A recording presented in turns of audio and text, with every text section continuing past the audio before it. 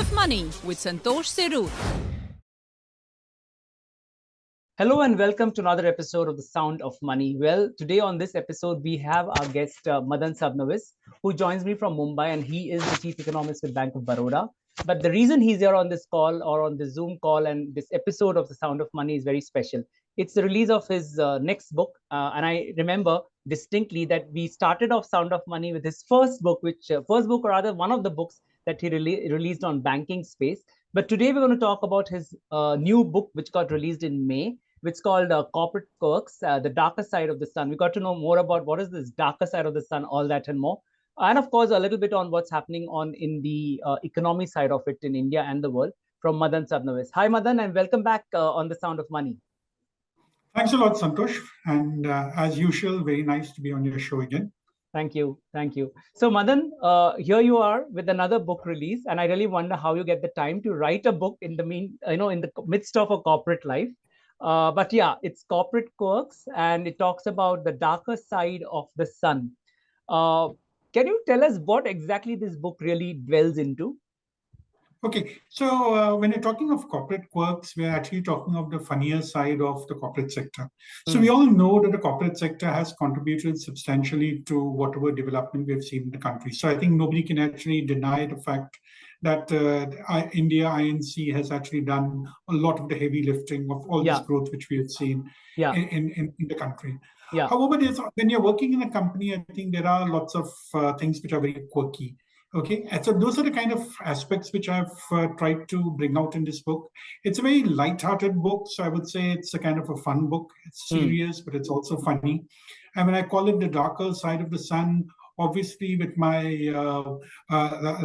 my passion for Pink Floyd, dark side of the moon, I thought, okay, darker side of the sun. The sun always shines, so the corporate sector is always shining. But yes, there's also a darker side to it, so therefore I called it the darker side of the sun. So that's how the title came about. Okay, and very typically your book starts with the HR angle, right? The recruitment, the day one, and the seating and everything. What gave you that insight to start off on this? And I mean, I think you've taken the journey through a person who just joins an organization. Is it on the same line?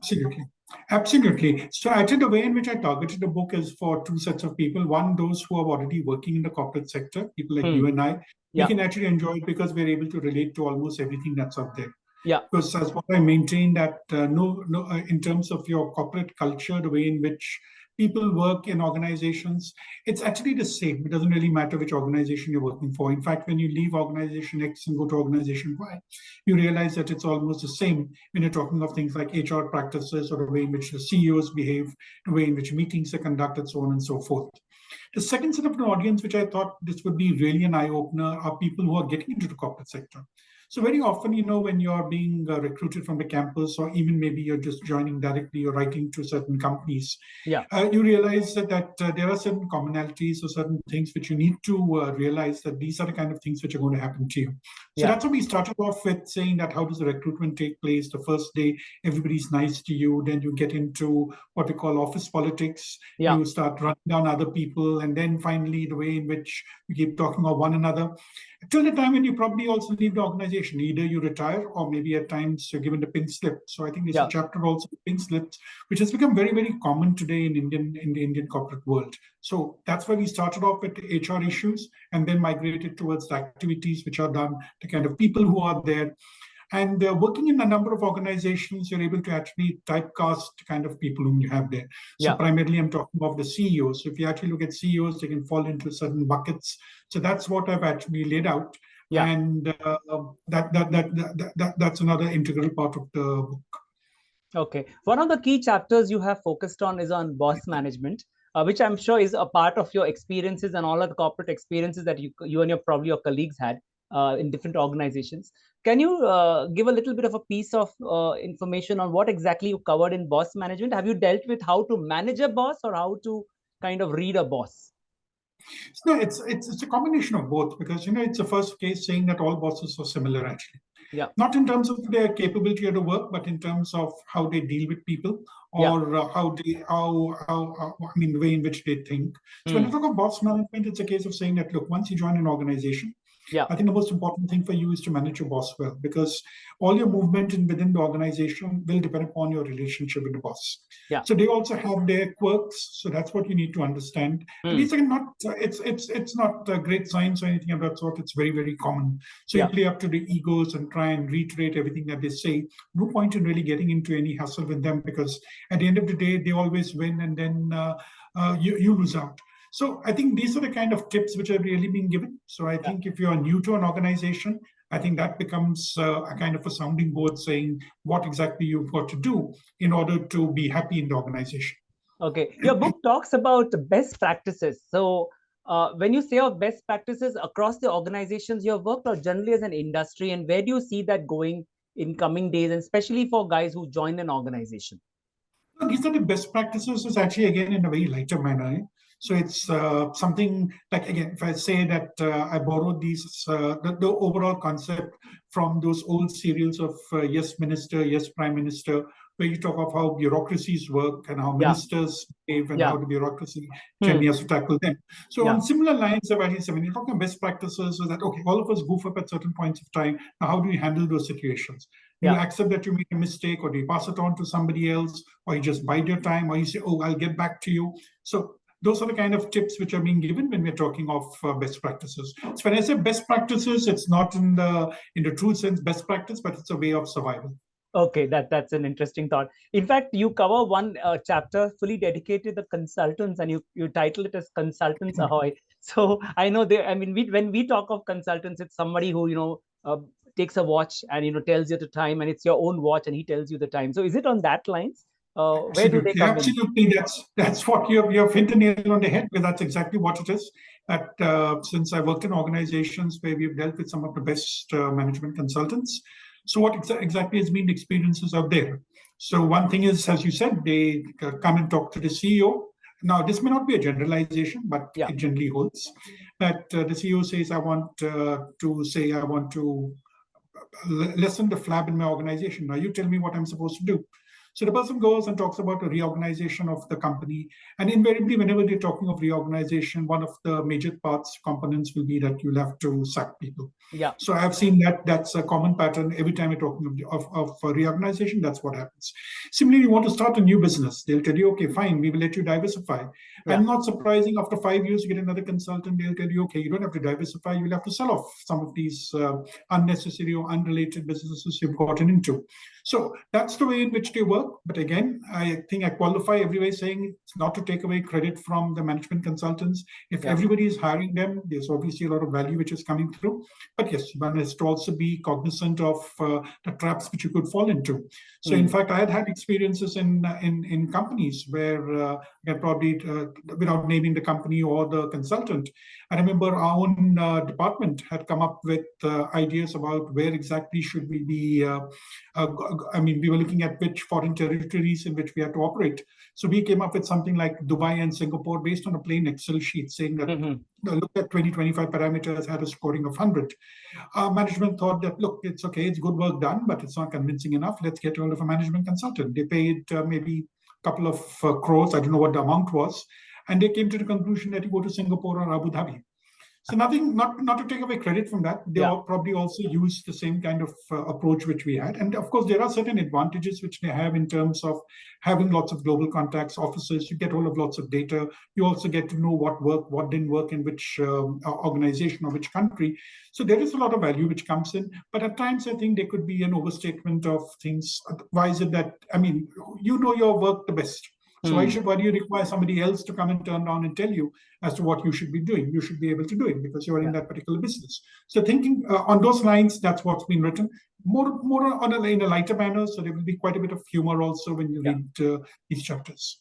Yeah. So, in the current context where we have tons and tons of startups coming up, India, again, we see in not just India, just across the world, you see a lot of startups. Where does your book lead them to in terms of channeling their thought process and, kind of exposure that it gives in terms of management and strategy, etc.? So I think it'll be useful, especially when you're talking in terms of HR, because I think that is the main problem which most of these organizations have. Because when we had this entire startup boom in the country, and it holds everywhere in the world, I think everybody wanted to go into startup. Either you set up your own startup company or you work for a startup. But then we have seen that things haven't quite worked out the way in which one had expected. And even globally, if you look at data, it shows that 80% of them actually do flop after 4 to 5 years. Yeah. So now the whole question is that how do I build a business which keeps running? How do I make sure that I'm able to attract people who are able to carry on with this business? So I think that is where, I think when you look at the HR aspects, I think that is something which would definitely appeal to them, because they need to know what are the things with concerns which normally employees do have. Yeah. And that's what you need to address. Otherwise, somebody will be there for a year or two, and then they will probably move away. Yeah. And similarly, even when we're talking of this chapter on CEOs, where I've typified them in different buckets, I think how exactly do you deal with your people? Because we have had people who are fairly very, very aggressive, which leads to the second level of people in the hierarchy actually leaving the organization. And we've seen this happening in quite a number of these startups, where it's nice to hear of a young person who's actually done something really great, but then you realize they're very, very abrasive, you keep wronging people, and then people leave the organization and the organization just doesn't run. So I think there will be useful tips more from the point of view of the human side rather than the business side.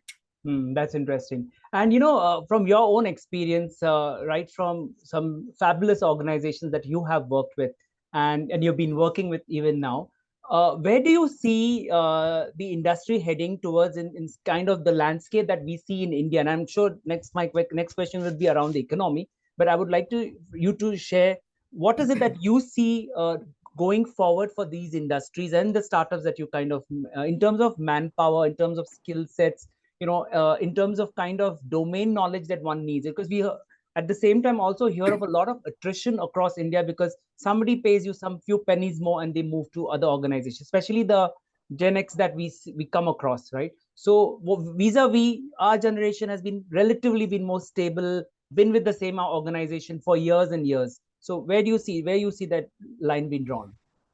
I think this is a major problem which is there today in the corporate sector, because very few people are willing to accept that you have certain fault lines which are there. So especially if you're talking of the HR side, or even in terms of the top management, the way in which you devise strategies, are you really open to hearing other people's views? Because I think it's also a chapter actually on strategy, where I've spoken about how these things actually come up. So it's more a case of a top-down approach. You really don't come across cases where you say that, let me hear what the other people have to say, because no individual actually is a repository of all the knowledge. And you need to take the senior people along. You need to hear everybody's views, maybe even the junior person's views. Yeah. And that's how you actually build organizations. But I think there's a lot of arrogance which normally runs, especially when an organization is doing very well. And then at some point of time, you realize that, look, things are not quite working out. But they also have the humorous angle, which I've added, saying that, what happens is that when a company does very well, maybe for around 5 to 10 years, I get all the awards of being the best CEO or the best thinker or the best doer. But when things go wrong, I think nobody actually turns around. The media doesn't turn around and say, look, this guy has failed. You normally say, look, the economic environment was bad. Something happened globally. So there are lots of explanations which you throw to extraneous factors. There's very rarely a case of recognition of the fact that we have failed. And I think that also goes, so there's another chapter on the board of directors of a company, what they're supposed to do and what they could be ending up doing. That it's all a case of saying one for all and all for one. That way you all stick around together. And I think that's one of the reasons why we see that organizations keep failing. So as long as the profits are coming in and you keep getting a good valuation in the market, nobody really minds it. Nobody really thinks about it. Yeah. And even if you look at the board who are supposed to be the custodians for the shareholders, they don't really bother about it, saying, look, these are internal issues and I should not really get worried. But it's only when things start failing that and by the time it could actually be too late. So if you look at the number of corporate failures which have been there, finally at the end of the day, you see, okay, there are one or two people who are hanged, who are probably the CEO or something of that sort. But none of these other peripheral things like your board take the responsibility for it. So that's something which is actually serious, because you need to have a good balance between this kind of an aggression for business, and also to make sure that you're able to maintain the sanctity of the overall organization, which includes also primarily your HR management. Because if you look at the kind of attrition which is there in number of companies, it's fairly high. And it should actually be worrisome. But normally you always say that, look, I have an attrition rate of 20%. That's the industry norm. So I sit back. Are you doing anything about it? The answer is no. I cannot have an explanation saying that because everywhere it's 20% or 30%, I'm better off. 20 is not a good number. There is something wrong in your organization. And surprisingly, it's not always because of money that people leave the organization.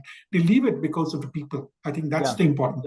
Yeah. I mean, that you hit the nail exactly, where, toxic culture, toxic work culture leading to a lot of mental health issues, etc., can really, define where the organization heading upward or downward. You brought another important point about the board of directors, and that's where, when it comes to independence of board of directors or the governance issues, do you see that maturity in organizations now vis-a-vis then, or you see it still continuing and it's very pocketed to a certain industries? No, I think it has definitely improving over time as I think the regulators are trying to give them more responsibility. But we've seen very often, Santosh, that in a company, if the CEO is too powerful a person, he can actually get everything done. And there are times, of course, these are only instances I'm talking of. I'm not saying that it's not a generalized statement again. That very often you say that, okay, I'm on this board. This is a very reputed company, and let me just keep quiet, let things go on, because let the CEO knows everything, let him really do things the way he wants to. You don't really want to open your mouth, maybe because there are lots of benefits which you're also getting, and that's what I've also highlighted in a lighter manner in the book. And at the end of the day, you say, look, I'm already on a directorship of around 10 companies, which are allowed to go, I think, up to 10 or so. So I'm on 10 companies, or maybe I have 5 companies. Why should I really bother too much about this particular company? So I think the fact that almost everyone wants to get good names, and the good names want to be on the good companies. So, and another part, Santosh, is that I'm not quite sure if everybody has the same level of competence. Because can a person who has actually worked in a chemical industry all through actually sit on say the on a finance company and then probably do justice to it? One thing is to say that it's expertise and it's the concept, like the third umpire concept you have in cricket. I don't have to play cricket to be a third umpire. That is one justification given, but very often most of these people turn out to be sleeping directors. So I think that's something which which I have seen actually in quite a few of the organizations in which I work. But otherwise, I think there's a lot of contribution coming from them. But then it all depends upon what is the level of involvement. Sometimes I think age is another factor. Why do you say that in India, at least we say everybody retires at the age of 60? I mean, there's something probably not physically or mentally fit for me to carry on beyond 60. But if you say I'm not good enough for 60, but can I be at 70 or 80, 75, 80? We have some directors who could also be touching 80. Can they actually be adding too much of value? One thing is to say we value their experience, probably it is there, but definitely the mental faculties may not be as sharp as what they were maybe 10 or 15 years back. So I think these are fundamental, serious issues which have to be discussed more seriously. Okay, let me shift focus to another equally important domain, your area, which is economics. And again, coming back to our interesting, always regular question about the state of the Indian economy. When we spoke last, we were already out of COVID and things were moving ahead. Now that we are in, COVID is history, at least so far as the economy is concerned. Where do you see the Indian economy? Is it as hunky-dory as it sounds, or are there some underlying ripples that probably are being formed, but not really coming out in the open? I think the second part will hold true, because I think we have a situation where it's quite fairly dualistic. So if you look at it numerically, I think India will definitely be one of the better performing economies. So when we are saying a 6.5% growth, that is something which can be taken for granted, primarily because of the fact that we are a domestic oriented economy. So therefore, we will continue at 6.5%.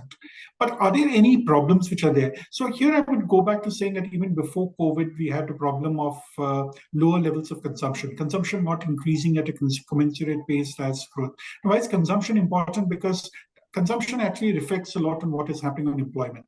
You see, at the end of the day, when we talk of economies growing, you need to create a lot of jobs. So if I create a lot of jobs, I create income, the income is spent, consumption goes up, automatically my capacity utilization rates improve, and finally then I start my investment cycle begins. So what we have seen is that consumption has tended to lag.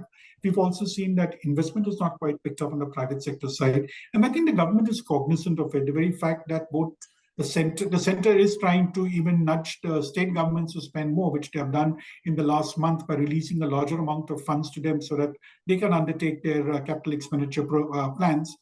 It testifies the fact that we're not seeing too much coming from the private sector. And even 5 years back, that is, if I go back to 2018-19, we were saying the very same thing, saying that the private sector cycle is going to revive. But why is it not reviving? So I think that actually encapsulates the major problem which we have there, that we have not been able to create the kind of jobs. We are, of course, I mean, there's one way of looking at all these food delivery people who are on the roads, risking their lives and making deliveries and saying that we have created millions of such kind of jobs. But these are not the jobs which can actually sustain consumption.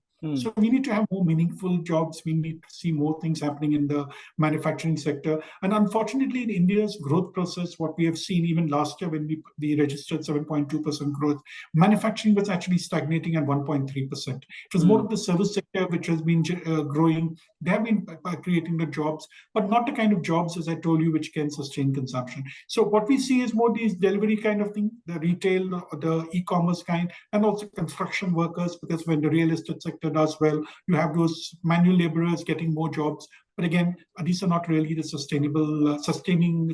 income-sustaining jobs which can keep the economy ticking. So we need to see a bigger push in the manufacturing sector. Unfortunately, that still seems to be some time away.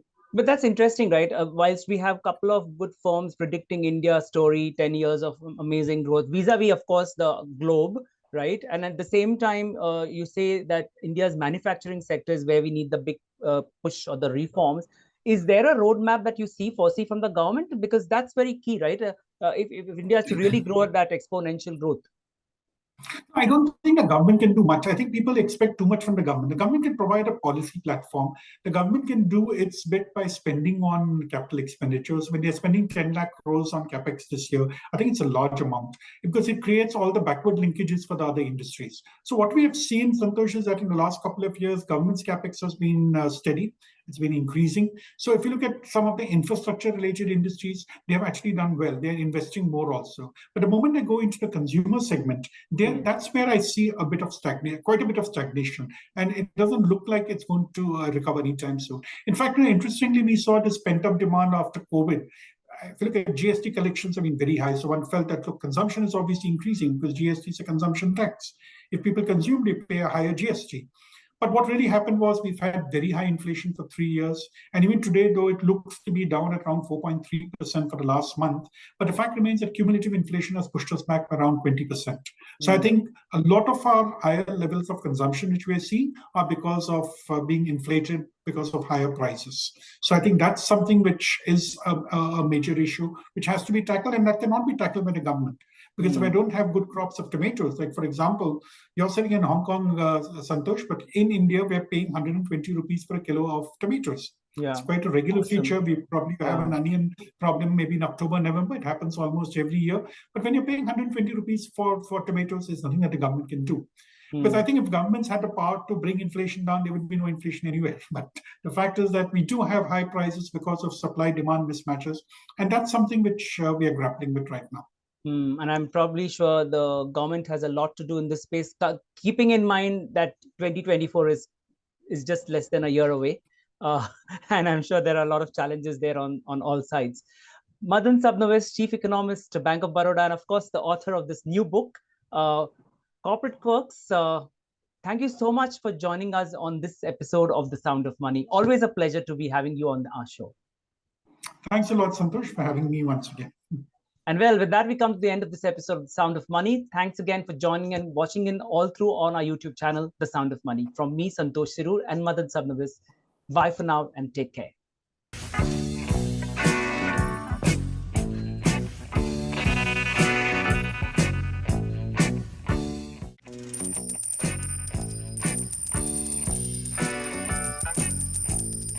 Sound of Money with Santosh Sirur.